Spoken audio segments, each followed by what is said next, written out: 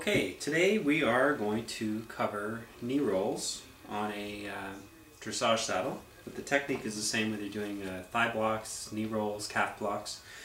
We're going to be taking zote foam shapes that I've hand rasped to the desired shape. We've got a sweat flap, which we're going to put the thigh blocks on. So what I've done to start with is I've traced out where I want the thigh blocks to go and made sure that both sweat flaps are identical, that the location on both sides are going to be identical, so that hopefully we have some symmetry. Everything that I need, because we're working with contact cement, is close at hand.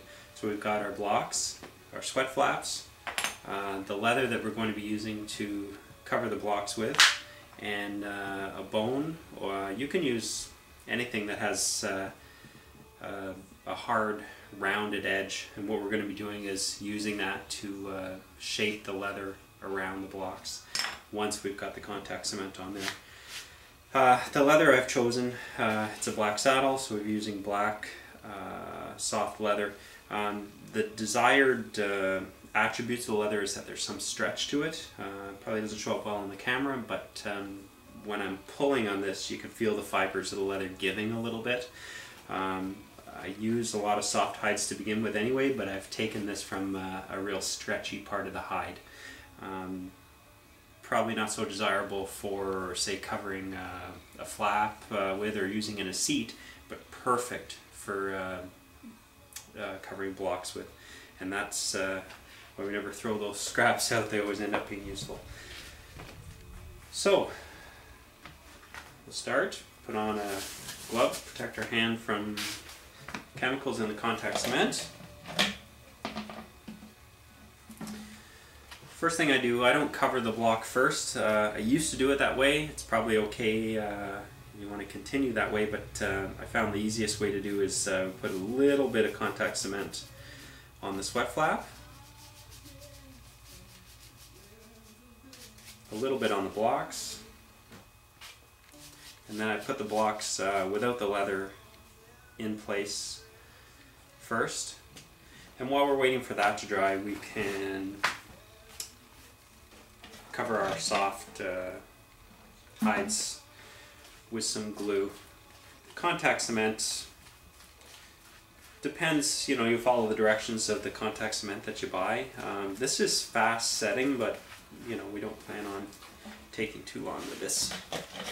And to reactivate contact cement, let's say you waited too long or too much time has passed by, you can always just add another layer or coat of contact cement. It should reactivate what you've already put down, as long as you don't wait too long.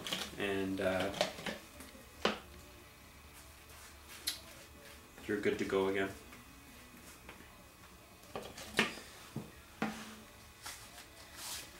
Okay, so, and if you want to speed things up, you can actually fan the contact cement, and that will help have it set up a little quicker.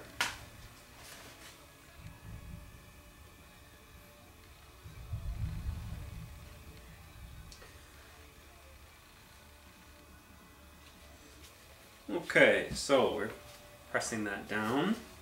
Now this is just to keep things in place. It's not the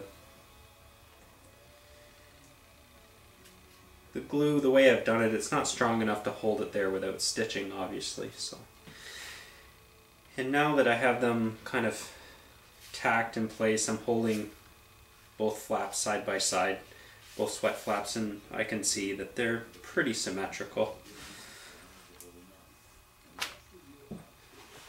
Okay, now put our glove back on, and we're going to cover the top side of the blocks. And this part you want to try and be a little bit neat. You don't want glue all over your sweat flap.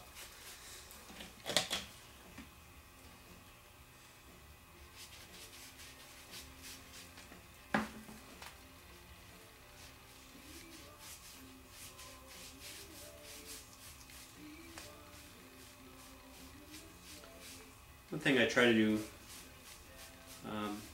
you know, while being neat at the same time, is get the glue down to the base as much as possible. Using a more delicate brush than this would be a good recommendation, but this is what we have at hand right now, so we'll make it work.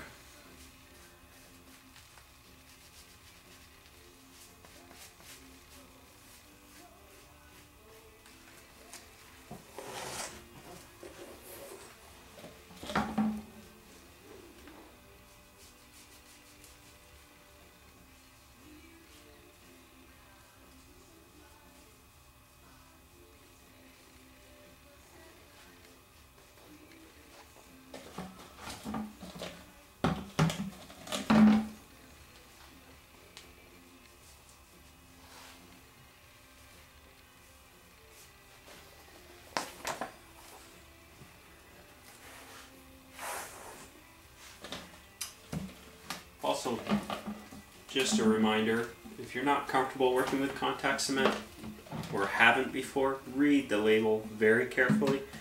Some of it is very toxic as far as the fumes go. They're very nauseous and can actually leave you feeling quite lightheaded.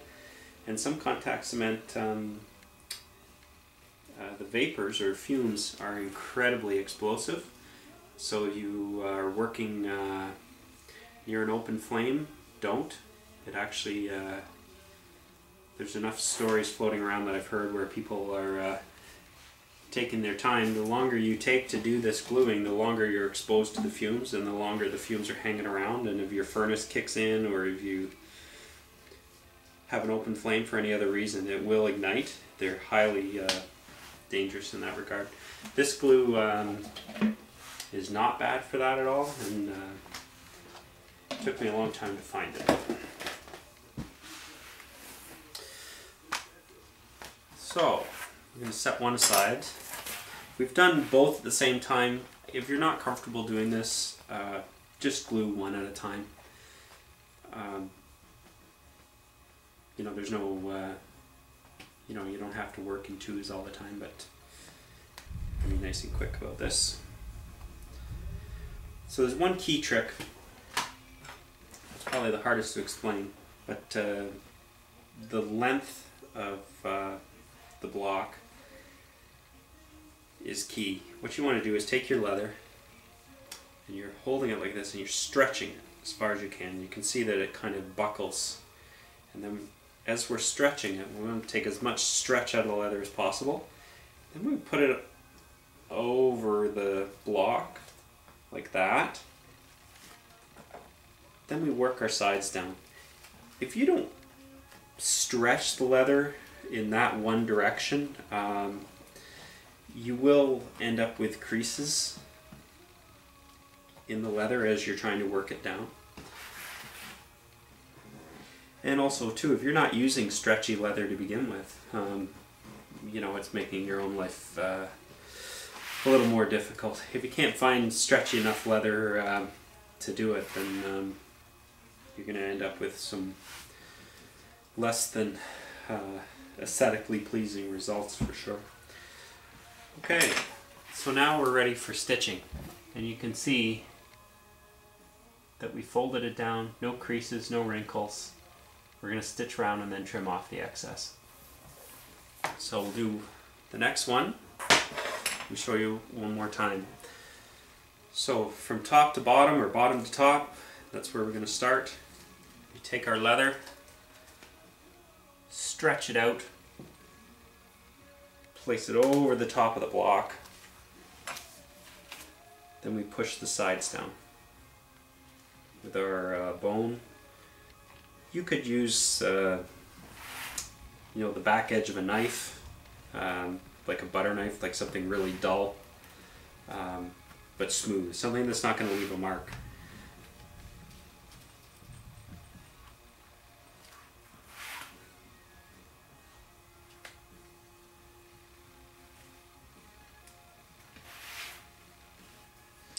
I just take my time, run the bone around where my stitch line. Just make sure it's nicely seated down. again, that's block number 2. And again, fold it down, looks really nice. All this extra is going to get trimmed off. I would stitch it, obviously we haven't put a lot of contact cement around the sweat flap, but the longer you leave it, the more that glue is going to set up and stick to the sweat flap. So get it stitched, get the excess trimmed off within an hour would be a good idea. Okay,